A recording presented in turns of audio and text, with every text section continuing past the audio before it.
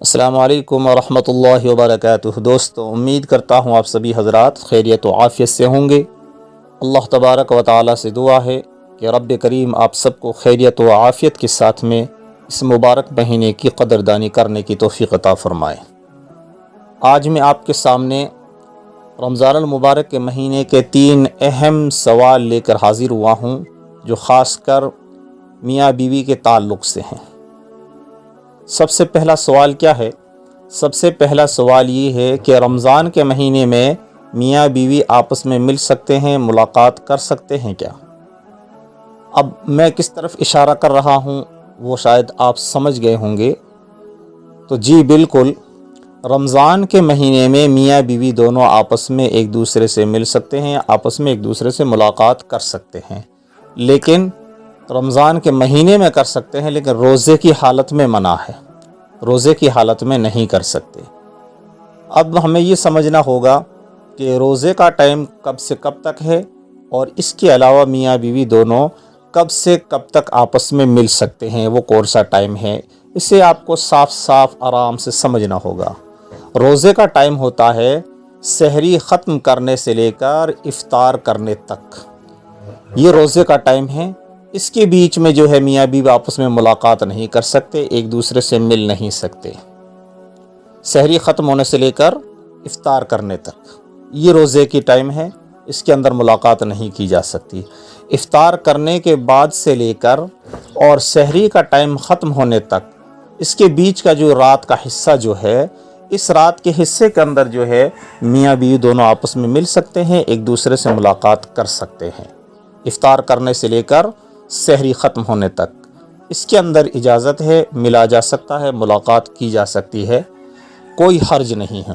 اب دوسری بات ہمیں یہ سمجھنی ہوگی کہ اگر خدا نہ خواستہ رات کو کسی میاں بیوی نے آپس میں ملاقات کی اور لیٹ ہو گئے، سو گئے، صبح میں جب آنکھ کھلی تو سحری کا وقت ختم ہونے میں چند منٹ باقی تھے یا ٹائم ختم ہو رہا تھا، تو اب جو ہے لوگ اس سوچ میں پڑ جاتے ہیں کہ پہلے غسل کیا جائے یا سحری کی جائے۔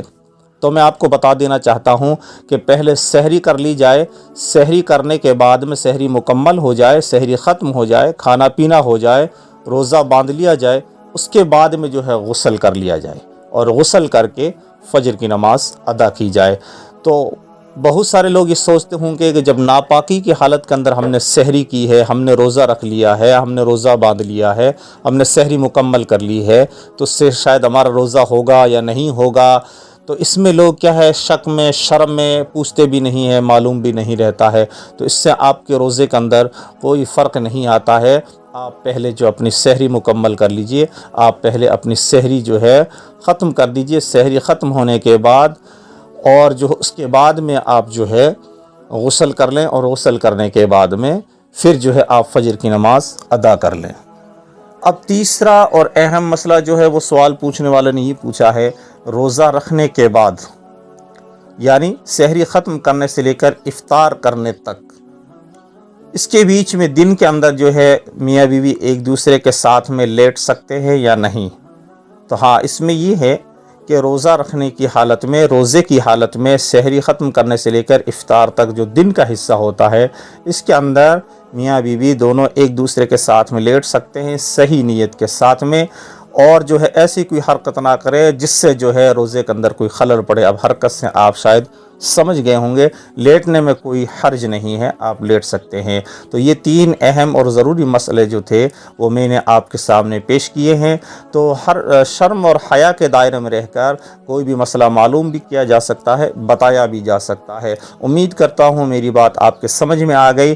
تو آپ جو ہے مہربانی کر کے اس ویڈیو کو زیادہ سے زیادہ ان لوگوں تک شیئر کریں جو اس بات کو نہیں جانتے ہیں، اور مجبوری کے اندر وہ کشمکش میں پڑے رہتے ہیں، اور وہ یہ سمجھتے ہیں کہ پورے رمضان کے مہینے میں میاں بیوی کا ملنا ناجائز ہو جاتا ہے۔ نہیں، صرف اور صرف جو ہے روزے کی حالت میں ہی ناجائز ہوتا ہے۔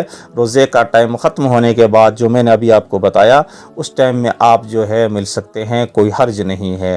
بہرحال اللہ پاک سے دعا فرمائے رب کریم ہمیں صحیح اور سچی باتوں پر عمل کرنے کی، ان کو شیئر کرنے کی توفیق عطا فرمائے۔ السلام علیکم ورحمۃ اللہ وبرکاتہ۔